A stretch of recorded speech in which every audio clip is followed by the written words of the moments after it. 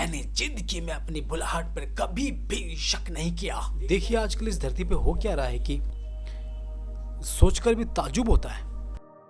मैंने इंडोनेशिया में कुछ ऐसा अनुभव किया कि रेनबोंग के वहाँ थे। रेनबोंग के शायद ही ऐसे व्यक्तियों में से सबसे ज़्यादा अफ्रीका में वहाँ रहे हैं। और मैं आपको बता दूं कि आजकल की दुनिया में मैं कुछ अजीब ही देखता हूँ, कुछ नया देखने को मिलता है। कुछ महीनों पहले की बात है कि जब मैं ब्राजील में था तो मैंने लोगों को आगे आने के लिए पूछा था। लोग वहाँ हजारों की गिनती में आए थे। मैंने उनके चेहरे देखे, वो हजारों में आए थे और हाथ ऊपर उठा के मैंने देखा वो लोग कितने आत्मिक भूखे थे। चेहरे देखे मैंने उनके। मैंने कैमरामैन से कहा कि इस अवसर को कैप्चर कर लो ताकि याद रहेगा। देखिए हम सबको तो पता है कि अमेरिका की आज क्या स्थिति है ना। कुछ लोग चिंता नहीं करते हैं लेकिन कुछों को पश्चिम की बहुत चिंता होती है। देखिए हम तो जानते हैं कि पृथ्वी पे बहुत सी ऐसी जगह है जहां अब तक सुसमाचार नहीं पहुंचा है। सुसमाचार को अलग ही रूप में बदल दिया गया है कि अपनी मैरिज को कैसे सक्सेसफुल करें, कैसे रोजगार पाएं, कैसे अमीर बने, कैसा पैसा कमाएं, सुखी कैसे रहे। ठीक है ये जरूरी है पर जब आप सच्चाई को जान पाते हैं तो आपको तो पता ही है ना, ये सारी बातें कितनी व्यर्थ मालूम पड़ती है, सब बेकार की। तो आपको तो पता है ना आत्मा का बोझ क्या होता है। कैमरे के सामने भाई आप बोल के बताएं कि आत्माओं का बोझ क्या है। हम सब के लिए आत्माओं का बोझ क्या है बताएं जरा। जब परमेश्वर ने सृष्टि बनाई उसने आपसे कुछ नहीं मांगा। आपको पसीने की एक बूंद भी नहीं बहानी पड़ी थी। उसने अनंत ब्रह्मांड में गैलेक्सियों को बना दिया। मैं सोचता हूं यही सब कुछ था जो उसके मुंह पे मुस्कुराहट लाया था। रचना के लिए कोई कीमत नहीं ली। ये सब करने के लिए परमेश्वर ने कितनी मेहनत की होगी, कितना पसीना बहाया होगा परमेश्वर ने। जरा कल्पना कीजिए, हमें बचाने के लिए परमेश्वर ने अपना खून पसीना बहा दिया। मुझे हमेशा लगता है कि परमेश्वर ने हमारे लिए बहुत बड़ी कीमत चुकाई। हम इसके लायक नहीं हैं। उसने अपना प्रिय रक्त हमारे लिए बहा दिया है। अपना प्रिय रक्त कीमत के रूप में हमें बचाने के लिए परमेश्वर ने बहा दिया। क्या कीमत चुकाई है, देखो कितना योग्य है। परमेश्वर के दृष्टिकोण से हर एक आत्मा बहुत कीमती है। उसके लिए आपकी आत्मा बहुत कीमती है। इससे कोई फर्क नहीं पड़ता आप किस जाति से, किस धर्म से आए हैं। यहाँ आप गोरे हो, काले हो, संस्कृति, जाति, इन बातों से परमेश्वर को कुछ लेना देना नहीं। परमेश्वर का बहुमूल्य प्रेम इन बातों को नहीं देखता है। परमेश्वर हमसे प्रेम करता है। परमेश्वर ने इसके लिए बहुत बड़ी कीमत चुकाई है। इसलिए परमेश्वर आपसे पूछता है कि आप तैयार हो जाने के लिए। जाओ और परमेश्वर का सुसमाचार जगत के अंत तक, कोने कोने तक जाकर परमेश्वर का सुसमाचार फैलाओ। अभी कुछ समय की बात है, मैं कुछ लोगों से मिला। उनसे मिलकर मैंने उनसे कहा कि हम कितने खुश नसीब हैं कि प्रभु यीशु ने हमें उस अथाह गड्ढे से निकाला है।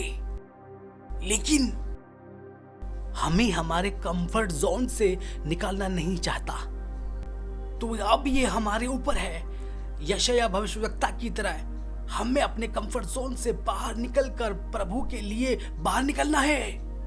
परमेश्वर ने स्वर्ग से पृथ्वी पर आंखें टकटकाई तो यशायाह ने कहा, मैं यहां हूं प्रभु। मैंने प्रभु को अनुभव किया और वैसे आपने, मैंने भी, बहुत से लोगों ने प्रभु को अपना उद्धार मानकर अनुभव किया।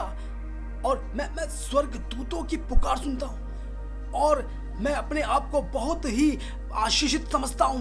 पिछले महीने में नाइजीरिया के एक नगर में था। पिछले महीने या शायद उससे पहले के महीने में ओगोजा में मुझे बताया गया था कि 1,80,000 लोग वहां पर मौजूद थे। 1,80,000। और ऐसी ही एक और सभा में 4 लाख लोग आए हुए थे। उन्होंने हमसे कहा था कि कोई नहीं आएगा। वास्तव में कोई भी नहीं आना चाहता था। और मुझे पता चला ही क्या है, दुष्ट आत्माएं दुष्ट आत्मा की सरकार और उनके काम थे ये सब। हजारों सालों से वहां दुष्ट आत्माओं का शासन काम करता था, न जाने अनेक हजारों सालों से।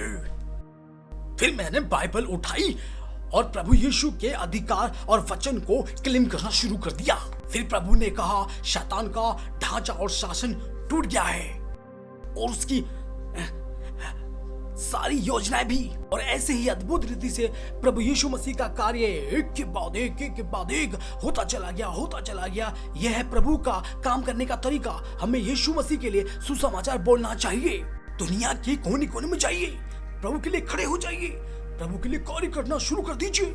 प्रभु सदा हमारे साथ है, वो मेरे साथ है, वो बेनीहीन के साथ है, वो आपके साथ भी है, वो हम सबके साथ सदा रहता है, क्योंकि उसने कहा है कि ना मैं तुझे छोड़ूंगा ना मैं तुझे कभी त्यागूंगा। प्रभु की यही बात ही मुझे बहुत अच्छी लगती है। प्रभु यीशु मसीह ने मत्ती अध्याय 28 के आखिरी आयत में ये कहा है कि मैं जगत के अंत तक सदैव तुम्हारे साथ रहूंगा।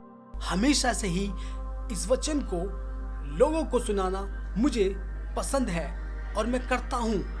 जब कभी भी मैंने गलतियां की हैं और अपने आप को तन्हा पाया है, तो सच कहूं यही वचन हमेशा मेरे सामने आया ही। वो कहता है मैं जगत के अंत तक सदा तुम्हारे साथ हूं। वाह, इसने मेरा प्रार्थना जीवन पूरी तरह बदल दिया और मैं जल्द ही ये समझ गया कि प्रभु यीशु मसीह अगर मेरे साथ हैं तो मुझे गिड़गिड़ाकर उनसे भीख मांगने की जरूरत नहीं। जरा सोचिए वो व्यक्ति कितना पागल होगा जो अपने साथ खड़े हुए मित्र से गिड़गिड़ाकर कह रहा है कि मेरे साथ खड़ा हो जा। मैंने प्रभु यीशु मसीह को जाना ये कि वो सदा मेरे साथ खड़ा रहता है, वो आपके साथ रहता है, वो हम सबके साथ है बिना किसी समझौते के। मुझे ऐसा लगता है कि दूल्हा और दुल्हन यहाँ वेदी पर आ रहे हैं। फिर उनके लिए जो दूल्हा दुल्हन है अपने जीवन भर खुशहाल रहने की सारी मन्नतें मानी जाती हैं। और मैं अब देखता हूं कि प्रभु यीशु मसीह आपके लिए वेदी पर आ रहे हैं, आपको आशीर्वाद देते हैं और आपके खुशहाल जीवन के लिए मन्नतें मांगते हैं। और वो क्या कहते हैं? वे कहते हैं कि मैं तुझे ना कभी छोड़ूंगा ना कभी त्यागूंगा। अच्छे बुरे समय में जीवन के हर पल वो निर्माता आपके साथ है। प्रभु यीशु मसीह सच्चा परमेश्वर है, वो बेनीहीन के साथ है, वो मेरे साथ है, वो हर एक राष्ट्र जाति के साथ है। परमेश्वर के लिए जाओ और सुसमाचार सुनाओ और प्रभु आपके लिए अद्भुत अचंबे कार्य करके दिखाने वाला है। प्रभु की जय हो। देखिए समय का अभाव है और समय कम है और हमें भी जाना होगा। जो आपने अभी सुना उसे विश्वास के रूप में राष्ट्र राष्ट्र को जाके सुनाइए। रेनाड, आप कहाँ जाएंगे? मैं रोमानिया जाऊंगा, रोमानिया में मेरा क्रूसेड है। प्रभु तेरा धन्यवाद। और इसके बाद अफ्रीका जाएंगे आप? हमेशा हमेशा। रेनाड और मैं और हमारे जैसे और भी बोझ रखने वाले भाई तैयार हैं। हम हमेशा तैयार हैं। आप हैं? क्या आप अपने मन की आवाज सुन सकते हैं? देखिए, मैं यात्रा करने के बारे में नहीं कह रहा हूं, मैं ये कह रहा हूं कि आप दे रहे हैं। यदि उन्हें नहीं भेजा गया तो वे कैसे देंगे? राष्ट्र राष्ट्र कैसे सुन पाएगा अगर आप जैसे मूल्यवान भाई उन्हें नहीं बताएंगे?